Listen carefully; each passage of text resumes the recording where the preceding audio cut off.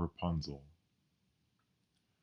There were once a man and a woman who had long in vain wished for a child.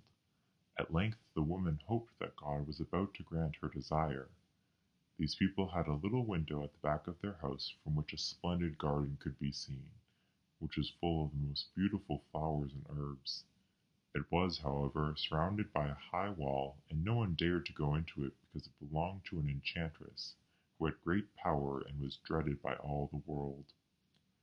One day the woman was standing by this window and looking down into the garden, when she saw a bed which was planted with the most beautiful rampion, Rapunzel, and it looked so fresh and green that she longed for it, and had the greatest desire to eat some. This desire increased every day, and as she knew that she could not get any of it, she quite pined away, and looked pale and miserable. Then her husband was alarmed, and asked, "What aileth thee, dear wife?" "Ah," she replied, "if I can't get some of the rampion which is in the garden behind our house to eat, I shall die." The man, who loved her, thought, "Sooner than let thy wife die, bring her some of the rampion thyself, let it cost thee what it will." In the twilight of the evening he clambered down over the wall into the garden of the enchantress, hastily clutched a handful of rampion, and took it to his wife. She at once made herself a salad of it, and ate it with much relish. She, however, liked it so much, so very much, that the next day she longed for it 3 times as much as before. If he was to have any rest, her husband must once more descend into the garden. In the gloom of the evening, therefore, he let himself down again. But when he had clambered down the wall, he was terribly afraid, for he saw the enchantress standing before him. "How canst thou dare," said she with angry look, "to descend into my garden and steal my rampion like a thief? Thou shalt suffer for it." "Ah," answered he, "let mercy take the place of justice.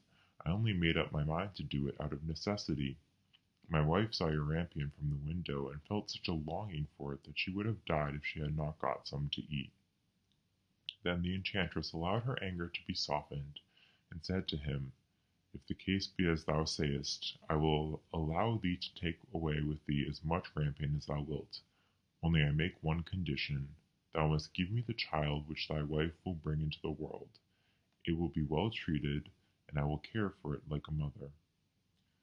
The man in his terror consented to everything, and when the woman was brought to bed, the enchantress appeared at once, gave the child the name of Rapunzel, and took it away with her. Rapunzel grew into the most beautiful child beneath the sun. When she was 12 years old, the enchantress shut her into a tower, which lay in a forest and had neither stairs nor door, but quite at the top was a little window. When the enchantress wanted to go in, she placed herself beneath it and cried, "Rapunzel, Rapunzel, let down thy hair to me."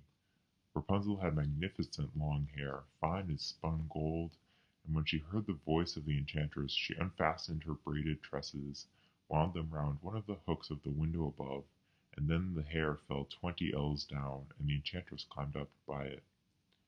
After a year or two it came to pass that the king's son rode through the forest and went by the tower. Then he heard a song, which was so charming that he stood still and listened. This was Rapunzel, who in her solitude passed her time in letting her sweet voice resound. The king's son wanted to climb up to her, and looked for the door to the tower, but none was to be found. He rode home, but the singing had so deeply touched his heart that every day he went out into the forest and listened to it. Once when he was thus standing behind a tree, he saw that an enchantress came there, and he heard how she cried, "Rapunzel, Rapunzel, let down thy hair." Then Rapunzel let down the braids of her hair, and the enchantress climbed up to her. "If that is the ladder by which one mounts, I will for once try my fortune," said he, and the next day when it began to grow dark he went to the tower and cried, "Rapunzel, Rapunzel, let down thy hair." Immediately the hair fell down, and the king's son climbed up. At first Rapunzel was terribly frightened when a man such as her eyes had never yet beheld came to her. But the king's son began to talk to her quite like a friend, and told her that his heart had been so stirred that it had let him have no rest, and he had been forced to see her. Then Rapunzel lost her fear, and when he asked her if she would take him for her husband, and she saw that he was young and handsome, she thought, "He will love me more than old Dame Gothel does," and she said yes, and laid her hand in his. She said, "I will willingly go away with thee, but I do not know how to get down.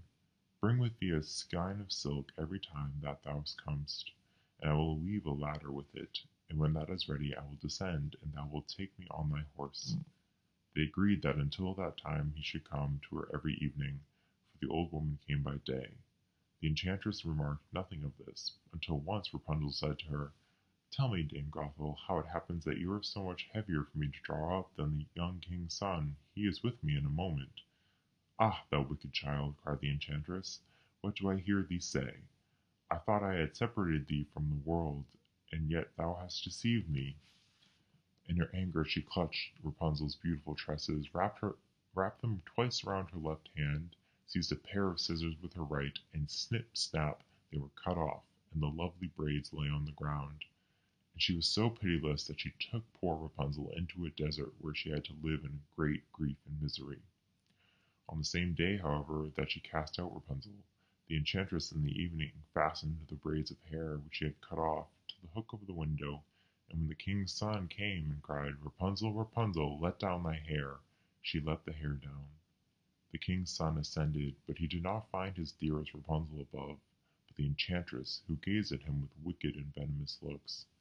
"Aha!" she cried mockingly, "thou wouldst fetch thy dearest, but thy beautiful bird sits no longer singing in the nest. The cat has got it, and will scratch out thy eyes as well. Rapunzel is lost to thee, thou wilt never see her more."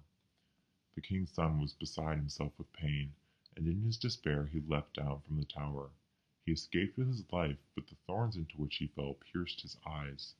Then he wandered quite blind about the forest, ate nothing but roots and berries, and did nothing but lament and weep over the loss of his dearest wife.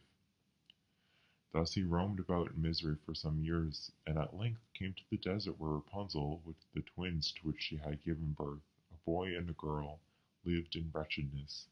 He heard a voice, and it seemed so familiar to him that he went towards it, and when he approached, Rapunzel knew him, and fell on his neck and wept.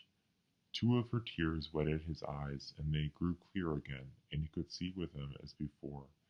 He led her to his kingdom, where he was joyfully received, and they lived for a long time afterwards, happy and contented.